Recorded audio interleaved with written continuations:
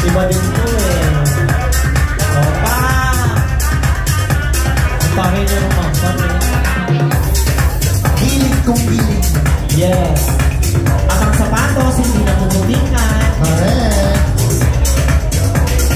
Pang-pageant lang. Apa? Oh, yes. Oh, yes. Kung ganyan lahat ng chef, kakain ka ba? Ay, Diyos ko dahil, lahat ng niluluto niyan, hindi niya maluto, sa home pa lang kinakain ko na. Ayun, ganyan dapat. Oo, Diyos ko.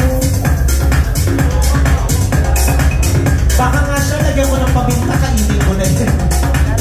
Paminta lang kataman sa akin ni Anton. Yaapa. Kahit masing lang, no? Leche ka, una.